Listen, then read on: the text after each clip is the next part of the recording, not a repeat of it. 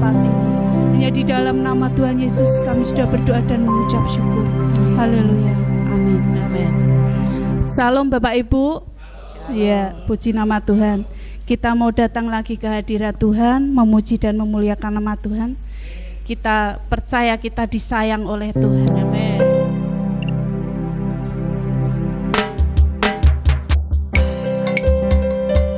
Mari kita mau menari buat Tuhan. Kita mau bangkit berdiri bersama-sama. Kita pujikan ini.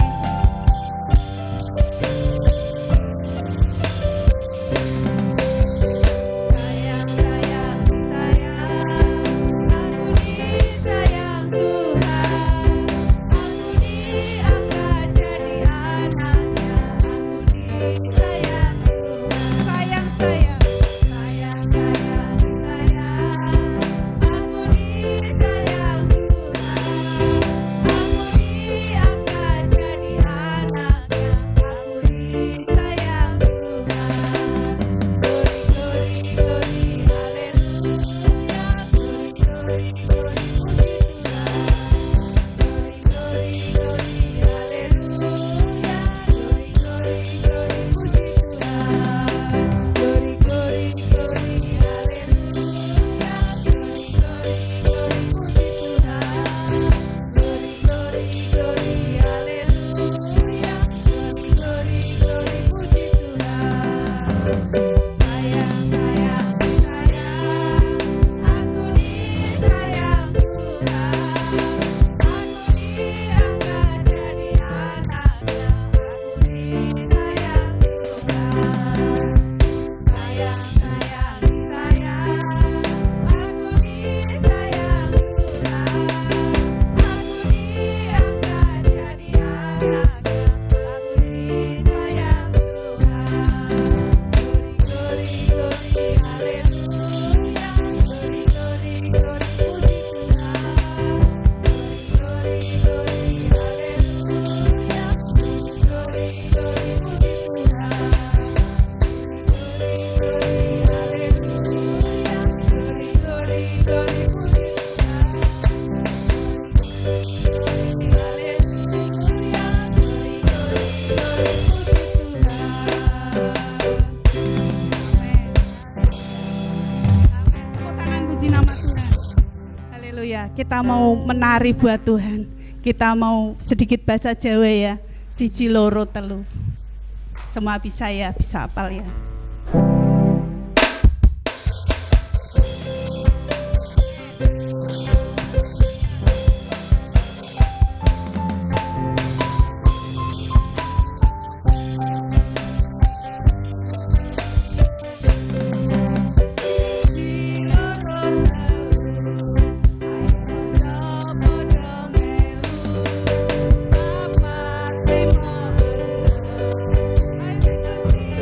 Sing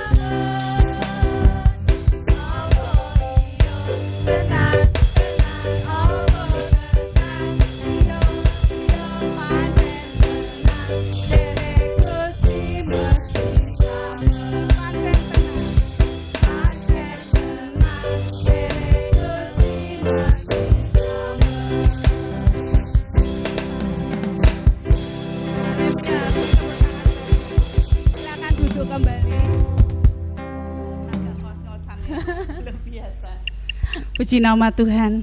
Kita bersyukur mempunyai Allah yang luar biasa. Yes. Pancen tenan derek Gusti mesti selamat. Amen. Ya, tidak ada embel-embel apa-apa, tapi itu memang benar, itu pasti, itu jalan kebenaran. Puji nama Tuhan, kita akan memuji kembali dan pujian.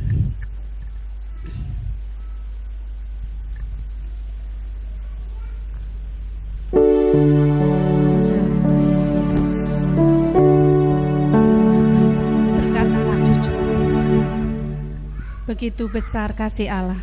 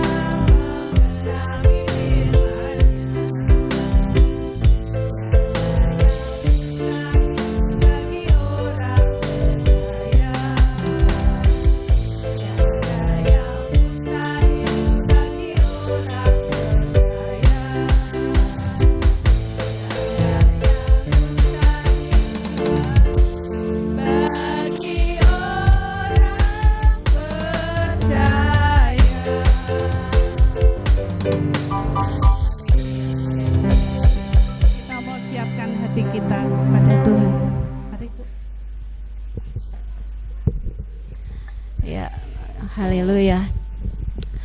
Kita akan mempersiapkan hati kita untuk kebenaran firman Tuhan. Kita percaya Tuhan selalu ada bersama dengan kita. Yesus tak pernah jauh dari kita.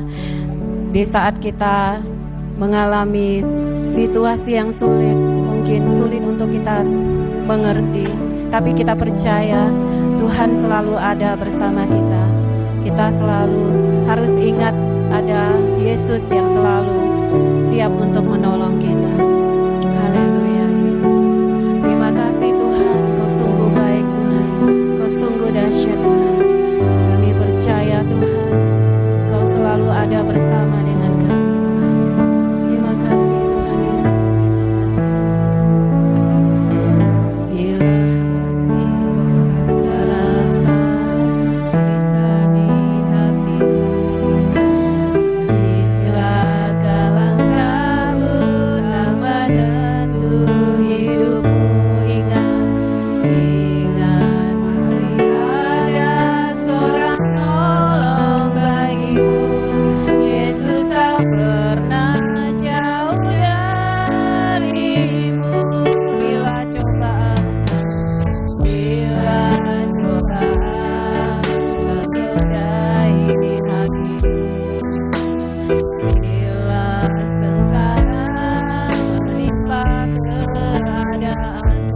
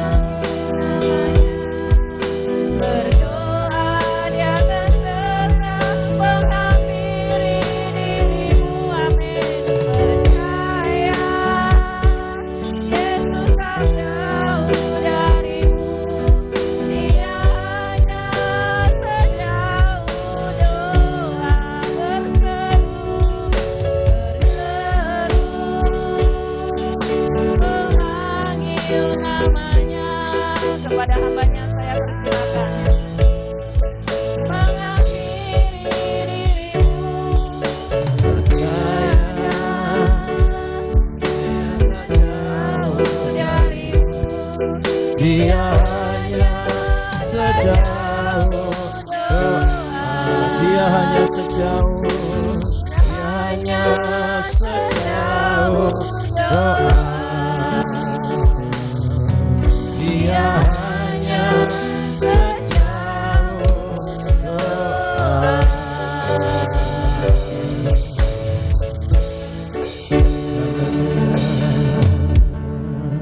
Kami bersyukur kepadamu Tuhan. Kami mau berseru memanggil namamu. Yesus, Yesus, Kau berarti bagiku.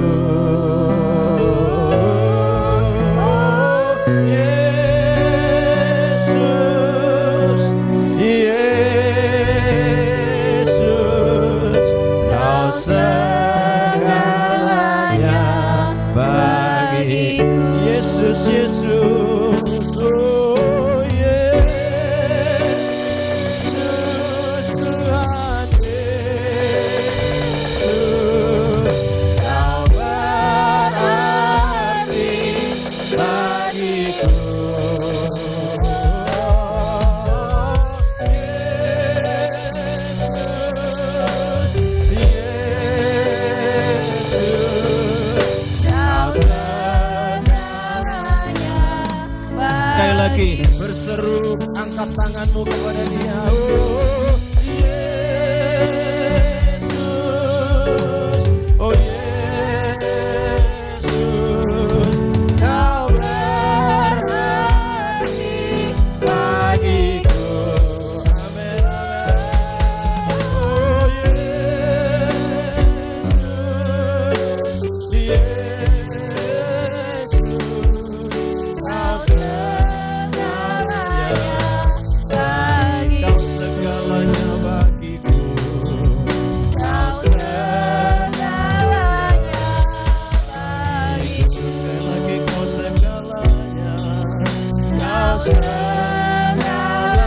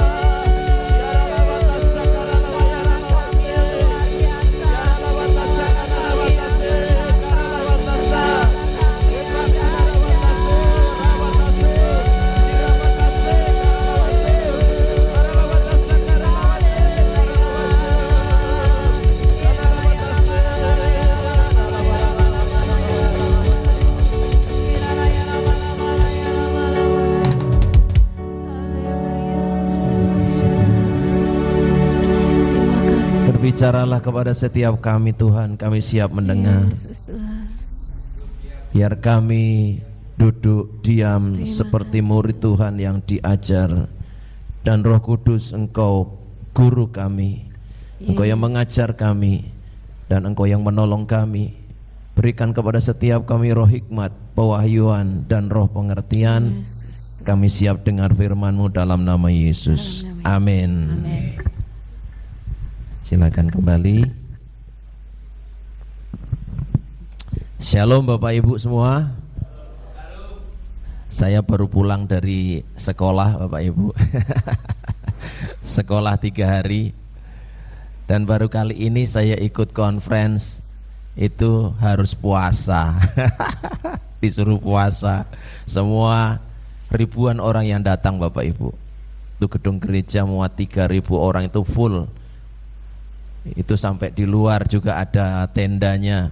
Ada yang duduk di sana. Jadi 3.000 orang lebih yang datang. Dan hamba Tuhan dari India yang banyak berbicara kepada setiap kami, dan Tuhan hari-hari ini sedang bekerja di Indonesia. Amin. Kalau dulu 100-an tahun yang lalu Tuhan bekerja di Amerika, di Toronto, di Kanada, ya, di Inggris, di Wales, itu ya. Tuhan melawat negara-negara di sana. Tapi saatnya Tuhan sekarang bekerja di Indonesia. Tapi orang-orang Indonesia harus siap.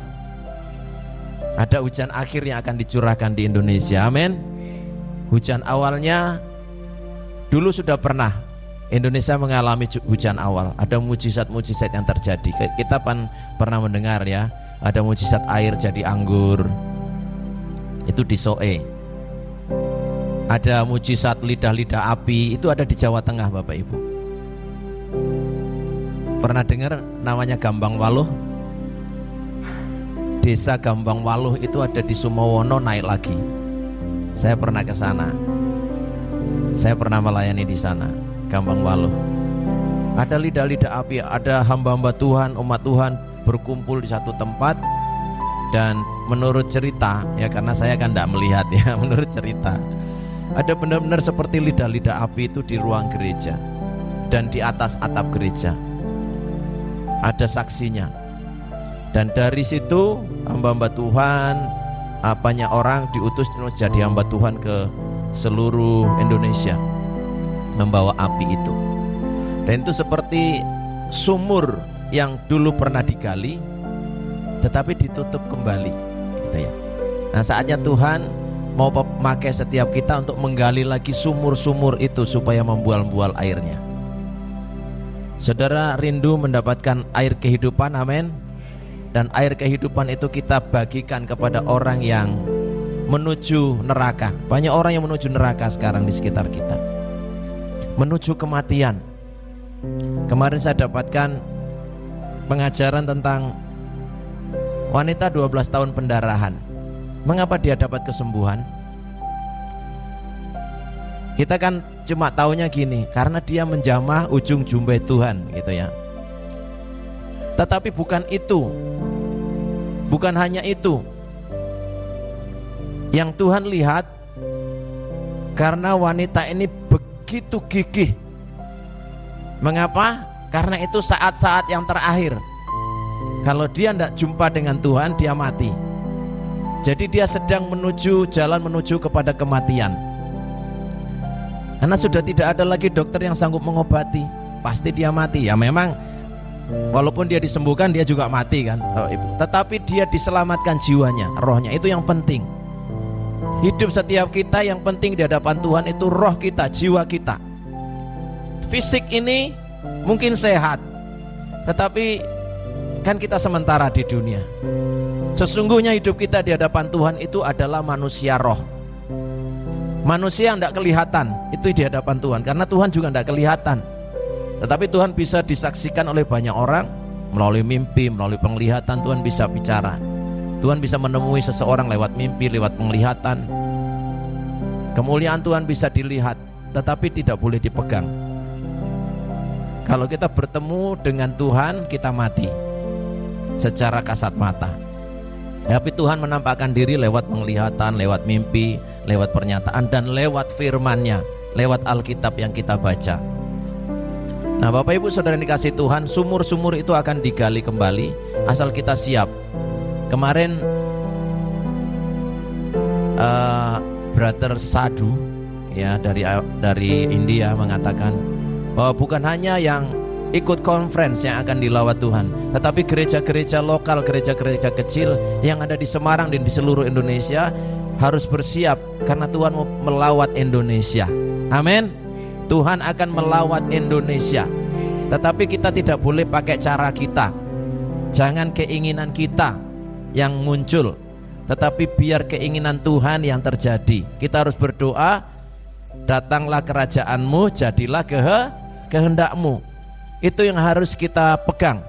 Kehendak Tuhan yang harus kita jalankan, bukan keinginan kita. Oh, sepertinya gereja ini kalau seperti ini baik, kalau seperti ini baik. Bukan seperti apa kata Tuhan, tapi seperti apa kata kita. Ini gereja-gereja yang sekarang sedang dibangun, Bapak Ibu. Entertainmentnya bagus gitu ya, pujian pemujinya bagus-bagus, langsing-langsing gitu ya, suaranya merdu-merdu gitu ya. Tuhan tidak butuh suara merdu, Tuhan butuh hati yang menyembah. Amin. Roh yang menyembah. Kita menyembah dalam roh dan kebenaran. Amin. Bukan suara merdu yang Tuhan cari. Tuhan tidak butuh orang-orang kaya, Tuhan tidak butuh konglomerat, tidak butuh. Yang Tuhan butuhkan adalah hati yang menyembah. Amin. Hati sebagai hamba, hati yang mau mengabdi kepada Dia. Itu yang Tuhan butuhkan. Dan saudara, pagi hari ini kita akan belajar firman Tuhan. Sebelum saya sampaikan hal yang lain, oh ya, saya diingatkan, mumpung saya tidak lupa, Bapak Ibu, Tuhan akan mencurahkan rohnya di hari-hari yang terakhir. Dan Tuhan akan banyak memakai anak-anak. Amin. Anak-anak akan dipakai Tuhan, termasuk anak-anak seperti ini. Anak-anak umur balita, batita, bayi 3 tahun, bayi 5 tahun, anak TK, anak playgroup, Tuhan akan pakai. Dan itu sudah terjadi di India. Diajari untuk mendoakan temannya yang sakit, dan temannya yang sakit ini sembuh. Anak-anak caranya doakan gimana? Wah, anak-anak yang hadir pada waktu di pertemuan itu, menurut cerita ada kurang lebih 350 anak datang ya, kumpul nyanyi-nyanyi menyembah Tuhan. Lalu ditanya kepada yang jadi gurunya gitu ya, yang ada di pengajarnya, siapa di antara kalian yang sakit? Oh, pada angkat tangan 200 orang. Yang tidak sakit 150 orang. Nah, Brother Sadu kemudian ngomong kepada yang tidak sakit, yang tidak sakit itu tim saya, yang sakit kelompok sendiri gitu ya. Lalu yang tidak sakit ini dibekali, dikasih tahu, Tuhan mau memakai kalian untuk mendoakan temanmu yang sakit. Langsung exciting, mereka seneng. Anak-anak kalau disuruh sesuatu yang baru kan seneng gitu, hore hore gitu ya. Lalu diperintahkan, hitungan ketiga kalian mendoakan teman yang sakit. Setelah berdoa, didoakan, diurapi, yang enggak sakit ini diurapi, ditumpangi tangan. Lalu setelah itu diperintahkan, dikasih aba-aba. Sekarang ikuti aba-aba saya. Begitu saya hitungan ketiga, kalian langsung mendoakan teman-temanmu yang sakit. Nah, siap-siap, yang sakit sudah siap, yang mendoakan juga sudah siap gitu ya. Lalu Brother Sadu menghitung 1, 2, 3, langsung diserbu itu anak yang sakit itu diserbu sama anak-anak yang tidak sakit, diserbu ya. Jadi cara mendoakannya apa? Ada yang numpangi tangan di kepalanya, ada yang numpangi tangan di pundaknya, ada yang numpangi tangan di kakinya gitu ya. Lalu ada yang goyang-goyangin gini ya, ya digoyang-goyang anaknya, kamu sembuh, sembuh, sembuh, sembuh gitu lah. Kalau belum sembuh, belum ngomong sembuh, tetap digoyang-goyang. Akhirnya dia ngomong, saya sudah sembuh, dilepas. Lalu pergi ke tempat yang lain, ke anak yang lain yang sedang sakit. Yang sudah sembuh ini dipisahkan, yang belum sembuh digoyang-goyang lagi. Namanya anak-anak, cara mendoakannya seperti itu. Jadi Tuhan pakai anak-anak dengan caranya untuk melakukan sesuatu yang ajaib di tengah-tengah kita. Amin. Itu yang Tuhan akan lakukan. Dan pastikan kita di sini juga sama. Jangan kemudian pakai cara lama untuk ngajarin anak-anak. Mari kita pakai cara baru. Ini cara baru, air yang membual-bual itu harus keluar dari pelayanan di rumah berkat. Amin. Itu harus membual-bual airnya. Kita semua juga harus exciting. Makanya saya selalu mengatakan kita harus exciting dengan Tuhan. Exciting itu seperti wanita pendarahan tadi. Wanita pendarahan itu dia mungkin tidak bisa menjangkau Tuhan. Karena apa? Karena Tuhan begitu didesak-desak oleh banyak orang ya. Banyak orang berdesak-desaan di sekitarnya. Tetapi wanita ini dengan berani, dengan menaruhkan nyawa, dia mempertaruhkan nyawa untuk bertemu dengan Tuhan. Mengapa? Karena kalau ketahuan dia sakit pendarahan itu najis, dan hukumannya kalau najis apa? Dilempari batu sampai mati. Hukuman najis pada waktu itu. Ya, orang yang najis mau dekat dengan Tuhan, ketahuan dilempari batu sampai mati. Jadi dia mempertaruhkan nyawanya. Dia ngomong asalku jamah jubahnya aku akan sembuh. Bukan waktu dia menjamah jubahnya, bukan, tapi karena imannya. Dia imannya begitu kuat sehingga dia berjuang. Dengan iman itu dia menjangkau Tuhan. Mungkin dia permisi gitu ya, lewat banyak orang laki-laki, permisi, dia ngesot, dia merangkak gitu ya. Kenapa? Karena saudara lihat orang-orang Timur Tengah itu badannya besar-besar, gede-gede ya Bapak Ibu ya. Wanita itu ya pasti lemah, apalagi ini pendarahan 12 tahun, darahnya udah keluar semua, pasti lemah, pasti loyo, pasti mungkin kurus, bisa jadi sudah kurus, kering. 12 tahun, bayangkan pendarahan tidak sembuh-sembuh. Tapi dia bertekad. Jadi tekad yang bulat, tekad yang kuat itu yang membuat dia mendapatkan mujizat. Kalau kita punya tekad yang kuat untuk mencapai Tuhan, kita punya kerinduan yang kuat, kita ngomong Tuhan berkati aku Tuhan. Jangan ngomong gini, berkati aku Tuhan, tapi kalau engkau tidak berkati ya tidak apa-apa gitu. Asal aku bisa beribadah gitu. Saudara, jangan jadi Kristen biasa, kita harus jadi Kristen yang exciting dengan Tuhan, amin. Kita harus minta berkat Tuhan, berkati aku Tuhan. Ya, jangan lewati aku Tuhan, jangan lewati aku Tuhan. Kalau orang lain ditolong, saya juga gitu. Ada lagunya mengatakan, tak tersembunyi kuasa Allah, kalau lain ditolong, saya juga. Tangannya terbuka, menunggulah, tak tersembunyi kuasa Allah. Sudah siap PowerPoint-nya? Belakang sudah ya? Oh iya, sudah. Situ yang belum siap, biar saya lihat di sini.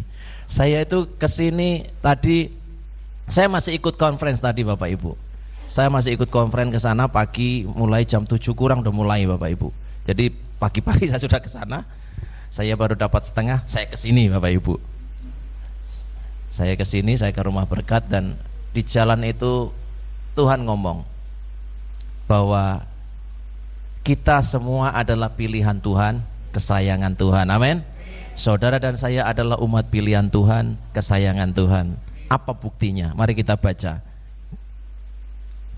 dari Injil Yohanes pasal 15 ayat yang ke-16. Injil Yohanes pasal 15 ayat ke-16. Oke, kita baca sama-sama dengan suara keras, dengan menyebut ayatnya ya. Yohanes 15 ayat 16 dan seterusnya. Kita baca 1, 2, 3. Yohanes 15 ayat 16. Bukan kamu yang memilih aku, tetapi akulah yang memilih kamu, dan aku telah menetapkan kamu supaya kamu pergi dan menghasilkan buah, dan buahmu itu tetap, supaya apa yang kamu minta kepada Bapa dalam namaku diberikannya kepadamu. Katakan amin. Amin. Supaya yang kamu minta kepada Bapa dalam namaku diberikannya kepadamu. Jadi kita minta, Tuhan itu menyuruh kita minta. Mengapa Tuhan menyuruh kita minta? Bukan kita mau meminta-minta, memang kita harus meminta sama Tuhan. Seperti seorang pengemis yang nggak punya tangan, nggak punya kaki itu loh. Kalau yang punya tangan, punya kaki, saya nggak mau kasih Bapak Ibu. Orang yang ngemis-ngemis masih sehat, saya nggak mau kasih. Masih sehat, masih punya tangan kaki utuh, masih kuat, badannya besar, apalagi badannya ada tatonya, wah saya nggak mau kasih itu. Ngemis-ngemis kerja aja bisa, mulung aja bisa, ngamen juga bisa, atau mulung itu lebih mulia. karena sampah-sampah didaur ulang jadi barang berharga gitu ya.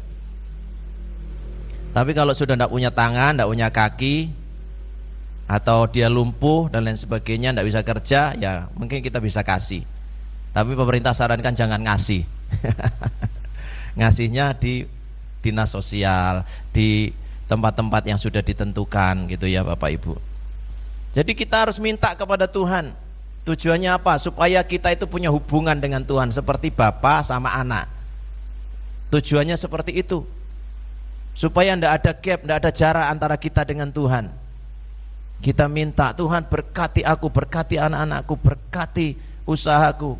Kita minta, dan itu mintanya seperti wanita pendarahan tadi. Aku harus berjuang, aku harus bertemu dengan Tuhan. Sebab kalau aku tidak diberkati Tuhan, maka hidupku tidak akan bisa jadi berkat. Kita akan diberkati dan kita harus jadi berkat. Kalau hidup kita tidak diberkati, kita tidak akan bisa jadi berkat. Kita harus dilepaskan, kita harus dibebaskan supaya kita bisa membebaskan. Kalau kita sendiri masih terikat, kita tidak bisa ngomong kamu harus dibebaskan, kamu harus terlepas, hidupmu harus kenal Tuhan, tapi kita sendiri tidak kenal Tuhan. Kita harus mengalami dulu pengalaman bersama dengan Tuhan, baru kita bisa ngomong, bisa cerita, bisa melakukan sesuatu. Bukan kita yang memilih Tuhan, tapi Tuhan yang sudah memilih kita. Nah Bapak Ibu Saudara dikasih Tuhan, nanti kita akan lihat mengapa Tuhan memilih kita. Yuk kita baca dulu di dalam 1 Petrus next, pasal 2 ayat yang ke-9. Baca sama-sama mulai dari ayatnya ya. 1, 2, 3. 1 Petrus pasal 2 ayat 9. Tetapi kamulah bangsa yang terpilih, imamat yang rajani, bangsa yang kudus, umat kepunyaan Allah sendiri, supaya kamu memberitakan perbuatan-perbuatan yang besar dari Dia yang telah memanggil kamu keluar dari kegelapan kepada terangnya yang ajaib. Katakan amin. Tujuan Tuhan memanggil kita, memilih kita, supaya kita bisa memberitakan perbuatan-perbuatan yang besar dari Tuhan. Tuhan sudah melakukan perbuatan kepada kita, baru kita bisa memberitakan perbuatan yang besar itu kepada orang lain. Kalau kita sendiri belum pernah mengalami Tuhan, kita tidak bisa menjadi pemberita kabar baik dari Tuhan. Kita harus mengalami dulu, baru kita bisa memberitakan. Bukan hanya hamba Tuhan, tetapi jemaat Tuhan, saudara dan saya sama di hadapan Tuhan. Kita harus ngalami dulu. Nah Pak Parno udah pernah ngalami. Stroke tahun berapa Pak Parno? Stroke-nya tahun berapa? 10 tahun ada? 7 tahun, berarti ya sekitar 2017 ya. 2016. Oh, kena stroke ya. Nah, ngeri katanya ya. Kalau udah kena stroke ngeri. Nah, Pak Sugito juga mengalami ya. Orang yang kena stroke, orang laki-laki yang kena stroke itu kalau ndak takut akan Tuhan, ndak kenal Tuhan, harga dirinya habis. Gak bisa apa-apa, dia butuh pertolongan orang lain, habis. Bersyukur Pak Sugito di dalam Tuhan. Hidupnya masih bisa dipakai Tuhan. Masih bisa. Dipakai Tuhan dengan cara apa? Mendoakan istri, mendoakan anak cucu, mendoakan tetangga. Lewat perkataan kita masih bisa kerja buat Tuhan. Amin. Tuhan bisa pakai apa saja melalui hidup kita. Jangan mengasihani diri kita. Mungkin kita tidak bisa melihat, tapi Tuhan bisa pakai. Ya Bu Muti masakin Pak Lukas itu ya. Masakannya enak ya Pak ya. Wah enak sekali katanya ya. Saya belum pernah makan. Nanti saya dimasakin. Oh ya, masakin boros. Puji Tuhan. Jadi jangan mengasihani diri sendiri. Kita tidak boleh mengasihani diri. Apa sih mengasihani diri sendiri? Itu minder. Orang minder itu mengasihani diri sendiri. Oh saya tidak bisa. Oh saya tidak bisa melakukan apa-apa. Oh saya tidak bisa diajak doa, tidak bisa. Oh saya tidak bisa besok kunjungan, saya malu. Oh suara saya jelek kayak ember bocor gitu ya. Tuhan tidak butuh suara baik. Ingat tadi, Tuhan tidak butuh suara merdu. Yang Tuhan butuhkan hati yang menyembah Dia, hati yang memuliakan Dia. Itu yang Tuhan inginkan, yang Tuhan lihat. Manusia melihat apa yang di depan mata, suaranya bagus, wajahnya ganteng, cantik, itu manusia. Tapi Tuhan melihat hati. Tuhan melihat hati kita. Berjuang dengan gigi seperti Pak Parno. Wah, dia jalan tanpa sandal keliling kompleks gitu ya. Atau keliling mana? Keliling Pucang Gading ya. Wah, keliling Pucang Gading supaya sembuh bener Bapak Ibu. Tekad yang kuat sambil dia nyanyi-nyanyi di jalan pasti. Tuhan, nyanyi apa ya lagunya Pak Parno masih ingat ya? Ya? Ya. Aku sembuh gitu ya. Ya, ada lagu nanti saya ajarkan. Mungkin sudah tahu lagunya. Coba nyanyi. Coba Ki. Hatiku senang, hatiku girang karena hadirat Tuhan ada di sini. Apapun masalah yang engkau hadapi akan terlepas dalam hadiratnya. Mari puji dan sembah Dia, bebaskan roh untuk menyembahnya. Mujizatnya sedang terjadi. Aku sehat, aku sembuh, aku menang. Nanti saya ajarkan lagunya simple. Tapi kalau hadirat Tuhan turun, kita merasakan hadirat Tuhan turun, saudara dibebaskan. Amin. Apapun masalah yang engkau hadapi akan terlepas dalam hadiratnya. Kalau kita merasakan hadirat Tuhan, seperti wanita pendaraan merasakan kehadiran Tuhan, dia sudah habis-habisan, hartanya habis, dijual rumahnya, mungkin dijual sapinya, keledainya, dombanya, dia punya semua dijual semua untuk bayar dokter, tapi tidak sembuh-sembuh. Begitu ada hadirat Yesus datang, maka dia dibebaskan, dia disembuhkan. Asal kita punya tekad, Tuhan aku mau sembuh, aku mau. Jadi ada kehausan akan Tuhan. Kalau kita haus dengan Tuhan, maka kita akan mendapatkan apa yang Tuhan janjikan. Itu yang Tuhan inginkan dari hidup kita. Kamu adalah bangsa yang terpilih. Saudara dan saya itu bangsa yang terpilih, pilihan Tuhan. Kalau kita ada sampai hari ini itu bukan karena kita mau jadi orang Kristen, bukan. Saudara dan saya ada di sini itu sudah ditentukan Tuhan sebelum dunia dijadikan. Amin. Wah, luar biasa, hebat Tuhan bagi kita. Sebelum kita lahir dari kandungan ibu kita, Tuhan sudah memilih kita. Dia sudah tahu nama-nama kita. Dan ada seorang yang bersaksi gini, ketika dia berdoa pakai nama yang keren, dia ngomong, Tuhan, namanya siapa ya, nama baptisnya gitu, Maria minta engkau berkati, besok tidak punya sesuatu untuk aku masak, aku tidak bisa beli ini. Dia ngomong Maria, Tuhan tidak jawab. Lalu dia ngomong namanya itu, nama julukan kecilnya itu Iput. Iput itu imut dan putih, Iput gitu ya. Kalau ini Iput di sini imut-imut. Iput itu imut dan putih karena dia keturunan orang Belanda. Lalu dia ngomong, Tuhan, Iput minta berkat, Iput minta uang besok supaya bisa beli untuk beli makanan. Jadi ketika dia ngomong gitu, Tuhan berkatin dia.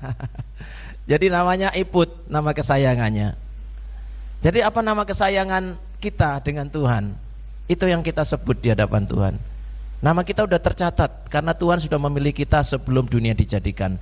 Tuhan sudah memilih kita sebelum kita lahir dari ibu kita. Dia sudah catat nama kita. Amin. Jangan sampai nama itu terhapus. Jangan sampai nama kita terhapus dari kitab kehidupan.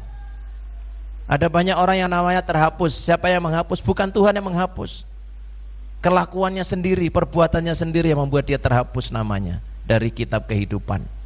Kita harus menjaga nama itu, karena kita ini adalah bangsa pilihan Tuhan, bangsa kesayangan Tuhan. Saudara dan saya disayang Tuhan, amin. Lagu tadi sayang-sayang disayang, gak janjian sama saya. Judul khotbahnya juga pilihan Tuhan, kesayangan Tuhan. Lagunya sayang-sayang disayang. Kita ini disayang Tuhan, amin. Sampai kita hari ini ada itu karena Tuhan menyayangi kita. Coba kita baca. Sebenarnya Rasul Petrus itu mengutip ayat dari ini Keluaran. Coba Keluaran pasal yang ke-19. Keluaran 19 ayat 5 dan 6. Oke, kita baca mulai dari ayatnya ya. Baca sama-sama dengan suara keras. 1, 2, 3. Keluaran 19 ayat 5 sampai 6. Jadi sekarang jika kamu sungguh-sungguh mendengarkan firman-Ku dan berpegang pada perjanjian-Ku, maka kamu akan menjadi harta kesayangan-Ku sendiri dari antara segala bangsa, sebab Akulah yang mempunyai seluruh bumi. Kamu akan menjadi bagiku kerajaan imam dan bangsa yang kudus. Inilah semua firman yang harus kau katakan kepada orang Israel. Katakan amin. Amin. Inilah semua firman yang harus kamu katakan kepada orang Israel, kepada umat Tuhan. Makanya saya menyampaikan kepada Bapak Ibu Saudara pagi hari ini bahwa saudara dan saya ini adalah umat kesayangan Tuhan, asal ada syaratnya. Syaratnya apa? Bagian yang pertama, jika kamu sungguh-sungguh mendengarkan firman-Ku dan berpegang pada perjanjian-Ku. Kalau saudara dan saya mendengarkan firman Tuhan dan berpegang pada perjanjian Tuhan, saudara pegang janji Tuhan. Jangan cuma minta Tuhan pegang tanganku, tapi saudara juga harus pegang tangannya Dia. Maka kita akan diselamatkan, kita akan diberkati, kita akan dibawa Tuhan kemana Tuhan mau. Karena Tuhan mau kita jadi berkat buat orang lain. Kita mungkin tidak tahu caranya, bagaimana caranya saya mau jadi berkat bagi orang lain. Alami Tuhan dulu, pasti kita bisa jadi berkat. Kita ngomong sepatah kata saja, kalau kita punya pengalaman dengan Tuhan, itu yang mengubahkan orang lain. Itu perkataan satu patah, dua patah kata di dalam Tuhan, itu mengubahkan seseorang. Tuhan cuma ngomong jadilah sembuh, orang itu sembuh. Saudara berdoa, dipegang tangan seseorang yang sedang sakit, saudara ngomong firman Tuhan, jadilah sembuh dalam nama Yesus. Saudara pergi tinggalkan. Gak perlu nungguin sembuh ndak ya, sembuh ndak ya. Kalau saudara ngomong ketika saudara berdoa lalu saudara tungguin sembuh ndak ya, sembuh ndak ya, itu ragu-ragu saudara. Yang menyembuhkan siapa saudara? Tuhan yang menyembuhkan. Bagian kita apa? Berdoa. Datangi orang yang sakit, doakan dalam nama Yesus sembuh, tinggalin. Udah pergi aja. Ini Tuhan yang sembuhkan dia. Tuhan yang bekerja. Karena bagi Tuhan tidak ada perkara yang mustahil. Kita mungkin, aduh, bagaimana caranya berdoa? Tuhan tidak butuh metode doa. Tuhan tidak butuh teknik doa seperti apa. Yang Tuhan butuhkan hati kita yang melekat sama Tuhan. Kalau kita melekat, kita dapat getahnya Tuhan, kuasanya Tuhan mengalir dalam hidup kita, maka Tuhan akan menyembuhkan. Sebuah kesaksian di India, saya dengar kesaksian supaya saya tidak lupa Bapak Ibu. Saya saksikan bahwa saya menyampaikan kesaksian dari Brother Sadu. Ada seorang yang datang ke ibadahnya dia, dan ada yang dorong kursi roda, itu yang bantu dia untuk pergi ke ibadah, tapi dia bukan orang percaya, dia dari Buddha kayaknya, dari Buddha gitu ya. Lalu dia kemudian bantu untuk memegangi dia ya, memegang, kalau dia berdiri atau dia duduk dia pegangi. Nah satu saat Brother Sadu mendoakan orang yang sakit ini yang ada di kursi roda, lalu yang bantu ini megangin ibu ini, ikut megangin ibu ini. Nah yang bantu ini tangannya sakit, kedua tangannya sakit seperti kena osteoartritis, tangannya bengkak-bengkak, jari-jarinya bengkak gitu ya. Sudah lama tidak sembuh-sembuh, kalau digerakkan sini kaku gitu ya.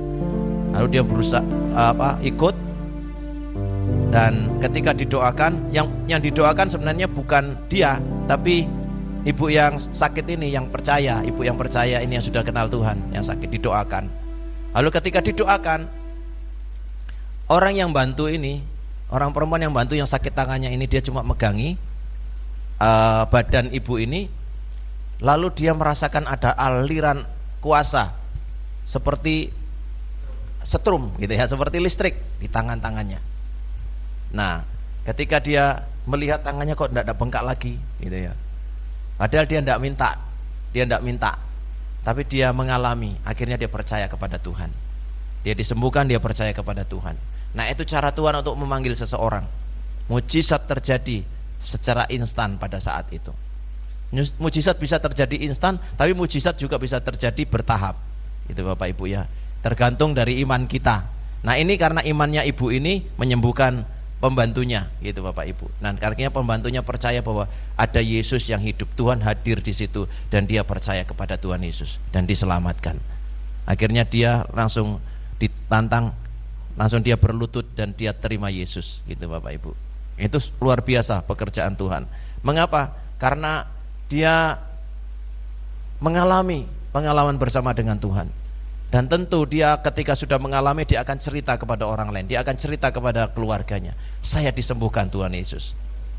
Sama dengan Pak Parno, saya disembuhkan Tuhan Yesus. Walaupun bertahap Pak Parno ya, harus ya prosesnya panjang, harus keliling kompleks tanpa sandal, kakinya panas kebas gitu ya, sampai kebas, kena panas matahari, kena batu-batu, kena kerikil gitu ya. Dia lakukan karena dia punya tekad yang bulat, dia punya semangat yang kuat, dan dia meraih apa yang dia inginkan. Asal kita mintanya sama Tuhan. Kamu minta kepada Bapa dalam namaku, mintanya kepada Bapa dalam nama Yesus, dan itu akan diberikannya kepada kita. Jadi saudara dan saya adalah umat kesayangan Tuhan. Kita sudah dipilih Tuhan. Tujuannya apa? Supaya kita bisa memberitakan perbuatannya Tuhan melalui hidup kita. Bukan untuk kita, tapi untuk kemuliaan Tuhan. Kita ini cuma hidup sementara, tapi Tuhan mau pakai kita. Tuhan mau jadikan kita partnernya, rekan sekerjanya, supaya pekerjaan di dunia ini terlaksana. Bapak Ibu saudara dikasih Tuhan, hidup kita harus menghasilkan buah. Hidup kita harus berbuah bagi sesama. Dan ingat, kalau kita buahnya manis, seringkali pohon kalau buahnya manis dilempari batu. Coba next. Pohon kalau buahnya manis ya, kalau buahnya manis seringkali dilempari kayu, dilempari batu gitu ya. Saudara pernah melempar mangganya tetangga? Dulu waktu masih kecil ya, kalau ada mangga gitu gantung-gantung gitu ya, wah sudah kuning-kuning dilempar. Dilempar, ada yang lempar batu, ada yang lempar ranting, batang atau apa gitu ya. Lempar sepatu, sepatunya kantil di atas. Lempar sandal gitu ya. Sandalnya kantil, lari. Jadi pohon mangganya berbuah sandal Bapak Ibu. Jadi jika dirimu itu selalu disakiti, itu tandanya kamu orang baik. Ingat, hanya pohon yang berbuah yang dilempari batu, dan ia tetap membalas dengan buah yang manis ya. Hanya orang yang berbuah hidupnya yang akan disakiti. Jadi jangan balas rasa sakit dengan sakit. Balaslah ketika kita disakiti dengan buah yang manis. Buah apa itu? Nanti kita akan belajar. Buah ini sama juga ya. Next. Sama juga itu, bila banyak yang menyakitimu, itu tandanya kamu orang baik. Ingat, hanya pohon yang berbuah manis yang akan dilempari batu. Berbuah seperti apa yang Tuhan harapkan? Next.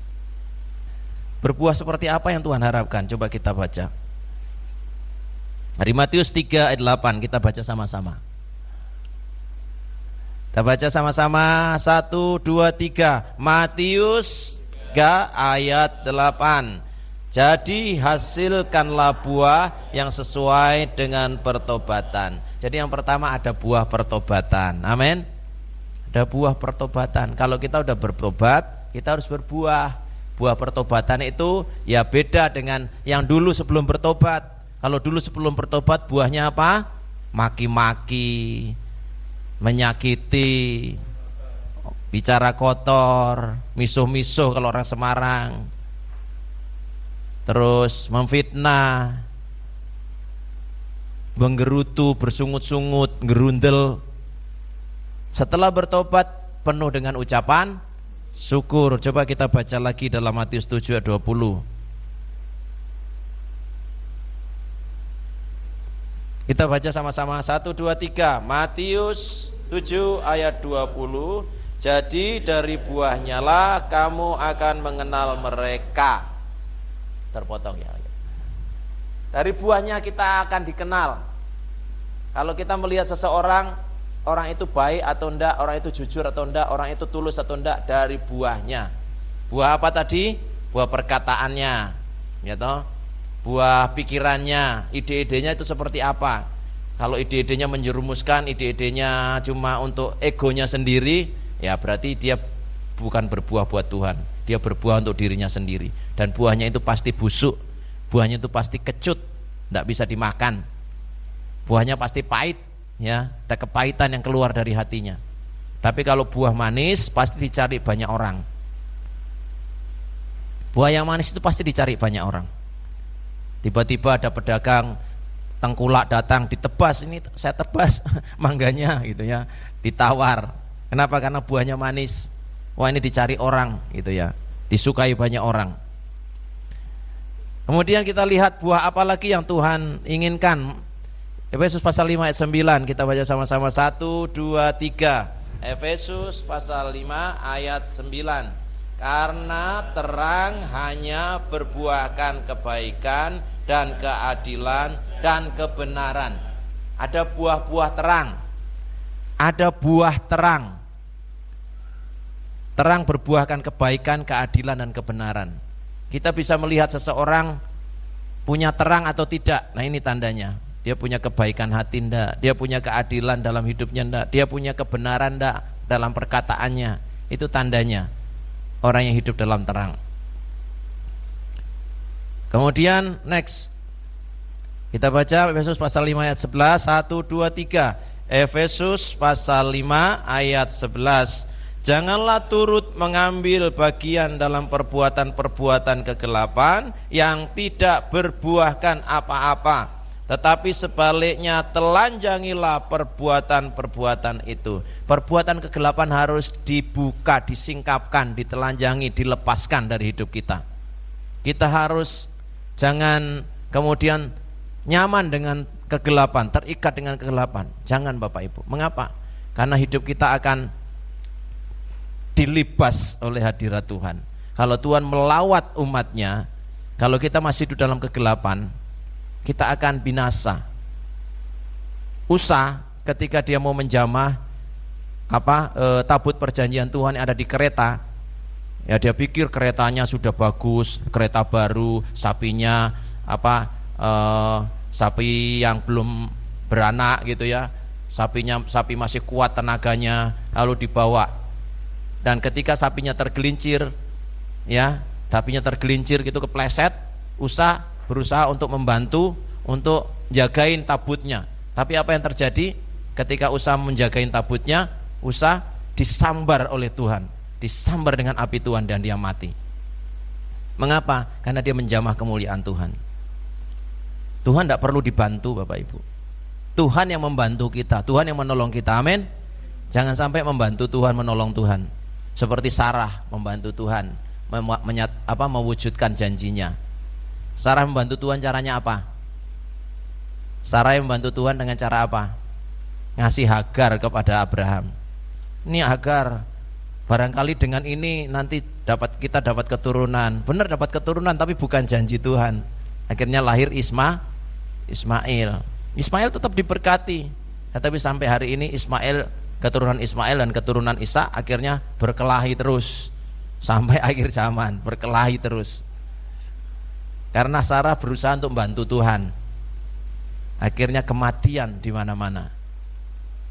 Berapa waktu yang lalu ada berita di Kongo atau di mana itu ya, 70 orang sedang ibadah di gereja disembelih, dipotong lehernya, dipenggal kepalanya oleh kelompok ya dari Ismail tentu. Itu yang terjadi sampai nanti Tuhan datang. Peperangan terus, Timur Tengah peperangan terus. Ini tidak lama lagi perang. Tidak lama lagi nanti perang lagi. Kenapa? Karena ada bayi yang dibunuh, bayi tawanan dibunuh, gitu ya. Bayangkan kalau tawanan sebenarnya kan dilindungi. Kalau hukum perang, tawanan itu harus dilindungi, ya.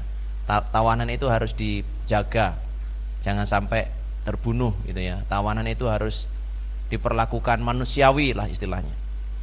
Tapi tawanan malah dibunuh. Mereka marah, Bapak Ibu. Nah, itu yang terjadi, yang Tuhan sudah firmankan, pasti akan terus terjadi sampai nanti Tuhan datang. Jadi kita harus menelanjangi perbuatan-perbuatan kegelapan, membongkar supaya kita hidup dalam terang. Sebab kegelapan itu tidak berbuah apa-apa. Kalau kita tidak berbuah apa-apa, kita akan ditebang, Bapak Ibu. Hidup kita akan ditebang. Seperti pohon yang tidak berbuah apa-apa ditebang. Nah, pohon ara yang tidak berbuah dikutuk. Tuhan Yesus mengutuk pohon ara. Hari ini dikutuk, besok udah kering, mati sampai ke akar-akarnya. Bapak Ibu, kita sering pusing menghadapi, aduh kebutuhanku banyak, apa yang harus aku lakukan, pusing gitu ya. Lalu berjuang sehingga melalaikan waktu kita dengan Tuhan secara pribadi. Coba kita lihat next. Nah, kadang-kadang kita terlalu pusing memikirkan dunia sampai kita lupa kalau kita lagi ngantri buat ninggalin dunia.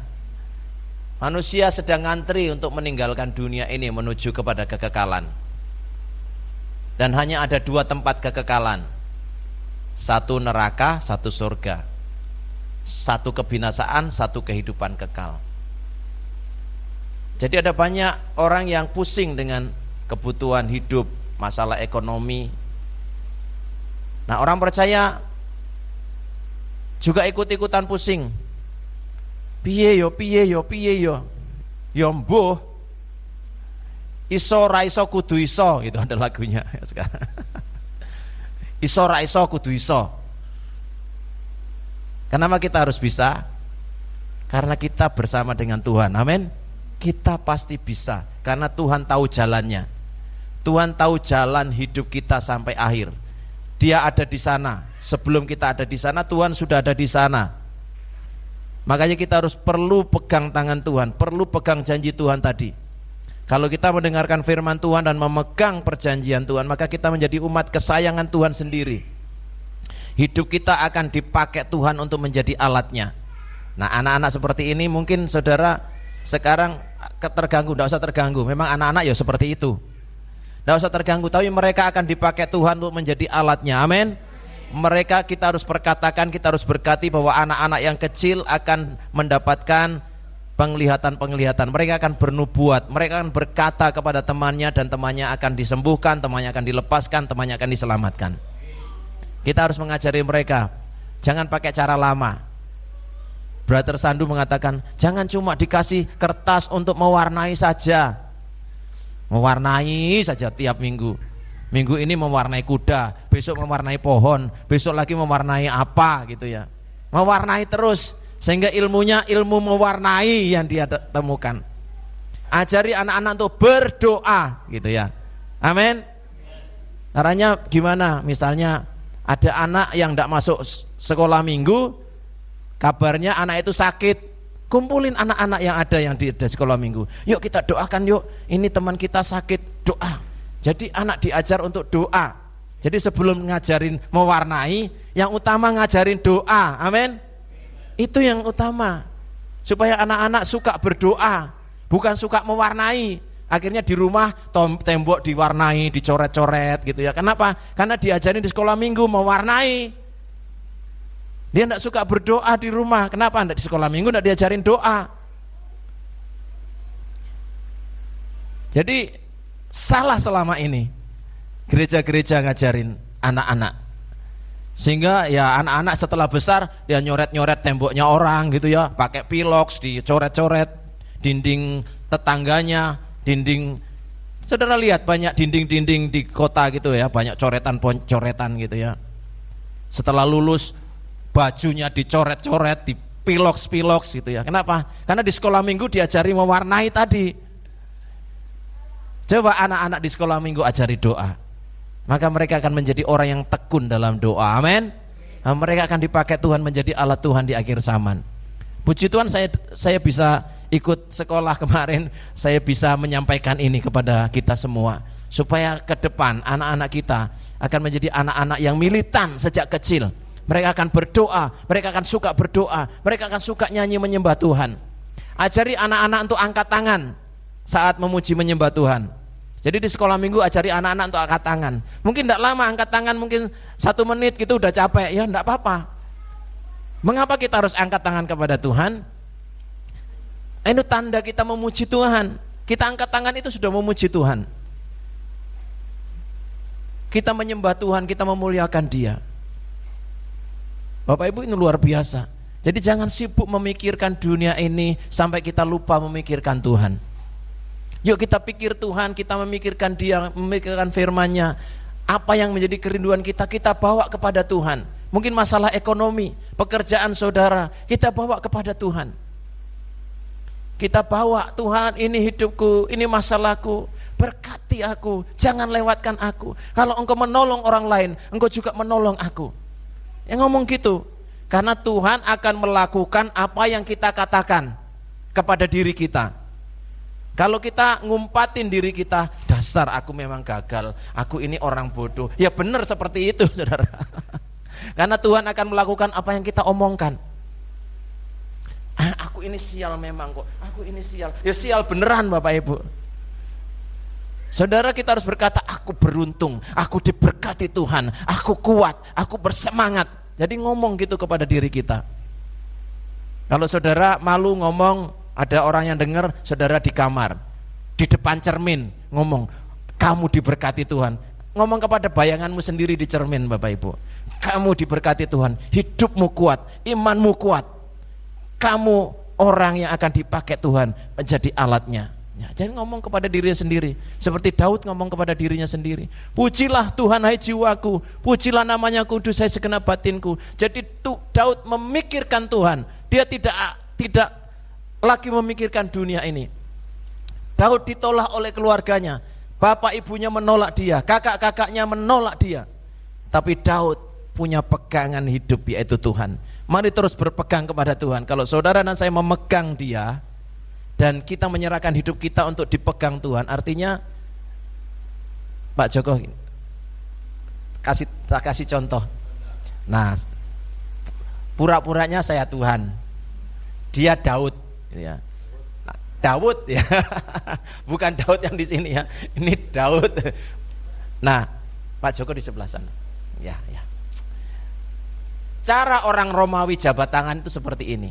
Cara orang Romawi jabat tangan, dia pegang ini. Nah, orang Romawi jabat tangannya seperti ini, Bapak. Kalau orang Indonesia kan gini ya.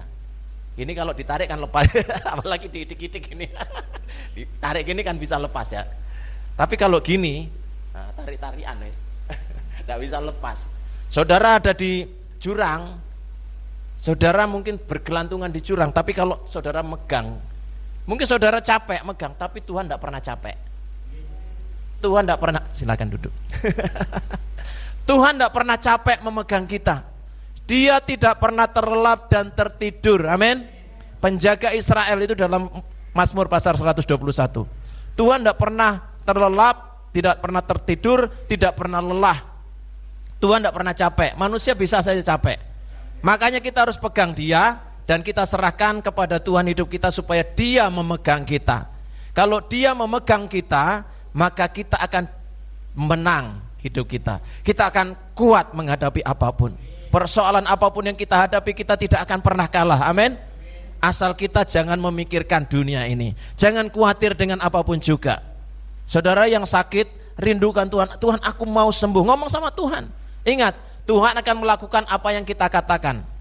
Kalau saudara ngomongin, aku memang sakit, gak apa-apa, aku gak sehat, aku gak sembuh, gak apa-apa, yang penting aku bisa ke gereja, ya benar kayak gitu.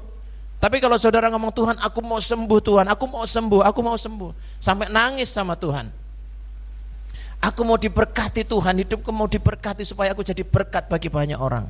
Ingat, sekali lagi, Tuhan akan melakukan apa yang kita katakan. Tuhan akan melakukan apa yang aku omongin. Aku omongin untuk diriku, aku omongin untuk orang lain. Saudara ngomong kepada anakmu, kepada cucumu, apa yang kamu katakan, Tuhan akan melakukannya. Dan ingat, iblis juga mau melakukannya. Kalau kita ngomongin yang jelek, iblis melakukannya. Saudara ngomong yang kasar, ngomong yang negatif, itu iblis yang tangkap. Dan iblis akan melakukannya kepada siapapun, kepada diri sendiri atau kepada orang lain. Anak-anakmu harus kamu katakan, kamu anak cerdas. Mungkin anak itu sedang rewel, sedang apa gitu, kamu anak baik gitu ya. Kamu anak yang luar biasa. Sambil dipeluk, sambil dinasehati Bapak Ibu. Puji Tuhan. Si Lisbeth, ya anak saya yang terakhir, selesai magang. Dan selesai magang, tempat dia magang di daerah Karangayu Bapak Ibu. Lalu dia dapat seperti kata-kata, ya, kamu calon pemimpin, dari pimpinannya, kamu calon pemimpin, pertahankan itu. Dan dia ngomong, pimpinannya ngomong, mau enggak nanti setelah selesai sekolah kamu kerja di tempatku. Jadi langsung diajak untuk kerja di Surabaya, tempat apa yang namanya ya, usaha kosmetik atau apa gitu. Jadi belum lulus sudah diminta untuk kerja di sana. Saya ngomong, kamu harus mendedikasikan hidupmu. Kamu tidak lama sekolah di sini. Dulu awal-awal sekolah masuk asrama nangis 2 minggu. Saya di WA terus, tak diem ke. Pak Joko di WA, Bu Niken di WA, semua gereja di WA. Dikirim WA, aku mau pulang gitu ya. Aku nggak tahan di sini. Saya ngomong, kamu pasti bisa. Papa sudah mengalami di asrama, saya bilang gitu ya. Jadi karena saya sudah mengalami, saya bisa ngomong kepada anak saya, kamu pasti bisa. Bukan saya mau membuang anak saya di asrama, bukan. Saya mau melatih dia. Sebab kalau di rumah dia main HP terus setiap hari. Pulang sekolah pegang HP, main HP. PR-nya belum selesai, pegang HP duluan. Nonton, main game. Sampai kita nasihati susah. Akhirnya dapat kesempatan untuk di asrama, ya sudah saya masukkan ke asrama. Di asrama enggak boleh pegang HP. 2 minggu pertama, 3 bulan kayaknya ya. 3 bulanan enggak boleh pegang HP. Itu yang bikin dia nangis, shock. Jadi shock terapi. Dia enggak bisa mikir bagaimana caranya main game. Dia enggak bisa mikir lagi. Yang dia pikirkan belajar, dan belajar. Diajari latihan tentara, malam harus melek, pagi-pagi harus bangun, jam 4 harus bangun doa pagi, Bapak Ibu. Akhirnya sekarang dia terbiasa, dan ketika dia magang, dia dapat reward dari pimpinannya. Itulah hidup kita. Kita latihan dengan Tuhan itu seringkali keras. Latihan dengan Tuhan keras, luar biasa. Tapi Tuhan ingin supaya hidup kita berbuah, itu yang Tuhan inginkan. Sebab hidup kita ini diibaratkan seperti pohon. Amin. Saudara dan saya di hadapan Tuhan, kita ini seperti pohon. Raja Daud mengatakan, yang kesukaannya ialah Taurat Tuhan, yang merenungkan Taurat itu siang dan malam.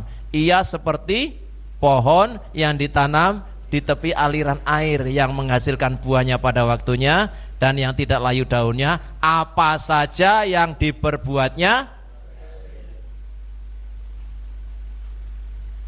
berhasil kalau kita tinggalnya di dekat aliran Tuhan, aliran kehidupan. Kita ini pohon yang harus berbuah, menghasilkan buah, bukan hanya berdaun. Next, kita baca dalam Galatia 5 ayat 23. Kita baca sama-sama 1, 2, 3. Galatia 5 ayat 22 sampai 23. Tetapi buah roh ialah kasih, sukacita, damai sejahtera, kesabaran, kemurahan, kebaikan, kesetiaan, kelemah lembutan, penguasaan diri. Tidak ada hukum yang menentang hal-hal itu. Ada 9 buah roh. Ingat, kita diminta Tuhan untuk berbuah. Buah roh kita harus berbuah. Buah roh kita itu sukacita. Sukacita itu ternyata roh, saudara. Spirit sukacita. Kasih, ya. Kasih itu spirit, saudara. Kasih itu Allah sendiri, dan Allah itu roh. Jadi kasih itu roh, roh kasih, roh sukacita, roh damai sejahtera, roh kesabaran, roh kemurahan, roh kebaikan, roh kesetiaan, roh kelemah lembutan, dan roh penguasaan diri. Jadi penguasaan diri itu roh. Tapi seringkali orang gagal menguasai diri. Iya toh? Wangel. Menguasai diri itu susah. Saudara, kita sudah ditentukan menjadi harta kesayangan Tuhan sendiri. Biarlah kita mau apa yang Tuhan mau. Kita ingin apa yang Tuhan ingin. Dan keinginan kita harus seperti keinginannya Tuhan. Pikiran kita harus seperti pikirannya Tuhan. Kalau Tuhan ingin memberkati kita, juga kita harus ingin menerima berkat dari Dia.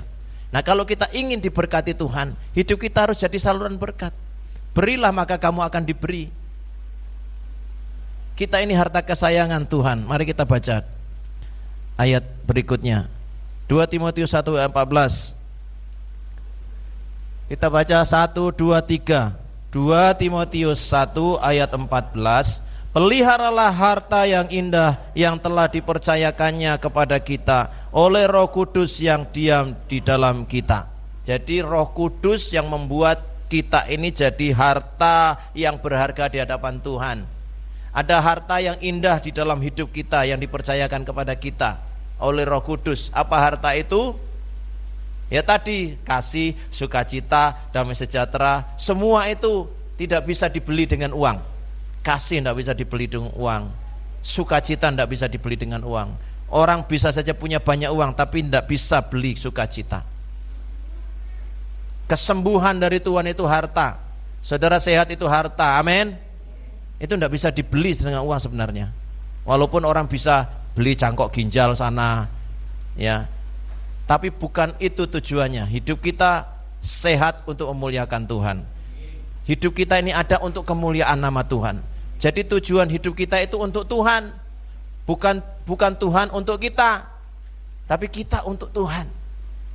Dia menciptakan kita untuk memuliakan Dia. Semuanya dari Dia, oleh Dia, dan untuk Dia. Ayat yang terakhir, Roma 11:8.